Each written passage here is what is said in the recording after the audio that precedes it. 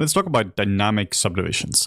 This is a feature which is fairly recently added to ZBrush, and it's one of these features which is amazing when it comes to production, particularly when dealing with hard surface assets.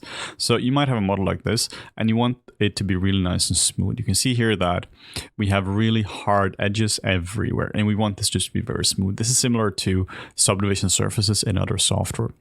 So what you can do, we can go down here to the subd one, and then we can Control D a few times. And now it's nice and smooth, and this is looking exactly the way you expect it to. And we have this guy here, where you can use dynamic subdivisions on. And this we can find under Subtool, or Tool, Geometry, and Dynamic Subdivs. So we click this one. Now you can see that it's also nice and smooth. The hotkey here is D and Shift D to go back. So D. Now it's going to ask you, hey, you currently have 0 subdivs. Would you like to activate the dynamic subdiv? And we're going to be like, yeah, we always want to do this. So the two models now are going to look very similar. If we go to subtools again, and then we go up and down, you can barely see any difference between these two. I'm using the up and down arrow on the keyboard for this.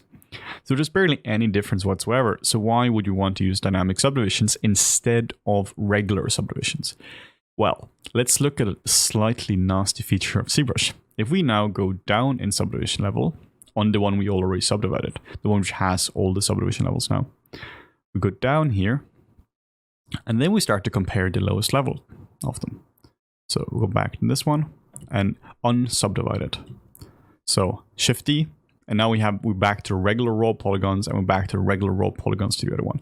Let's use the down arrow to look at between these two now. You see how much the subdivided one has shrunk. The entire thing is relaxed.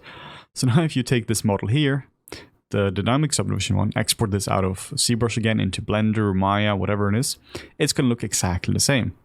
But take this model and bring this one back into ZBrush or into Maya, and you can't really use it because now it's so soft. Like this here is, from a production point of view, this is now unusable because it's not the same model. Yeah, sure, in some specific cases you might be able to use it, but in the majority of cases, you want the model to look identical to what it looked like when you took it in and out of ZBrush.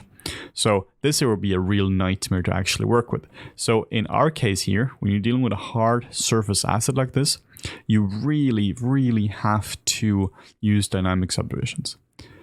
Now, why would you bring in a hard surface model into ZBrush just to smooth it? Well, this can be a case where we have a head in here. So we have a nice little human head in here, and we want to see what the design looks like with a model made in Maya. In this case, then we just put her in, and we just activate dynamic subdivisions. And now the model is going to look as similar as possible to the final result. Let's look at some settings as well for dynamic subdivisions. Then we go into geometry. And then we go into dynamic subdivisions. We have some settings here. If we look at the QGrid one, let's see what happens now. This actually increases like the base subdivisions for it. So I tend to always set this to the lowest level because otherwise it becomes really nasty and gridded like this. So it subdivides the local base first, and then it smooths everything. So everything is still going to be nice and soft, but it just looks awful in this case here. But in a lot of cases, this is exactly what you want. So this just depends on your use case. And in most cases, we want to set the QGrid to 0. So dynamic subdivisions, really nice and easy to work with. You hit the D key to enable it. You hit Shift D to disable it. You can just click this nice little button here. And the reason we don't want to use the right one for hard surface objects is because it shrinks, which screws up our entire life when it comes to 3D modeling.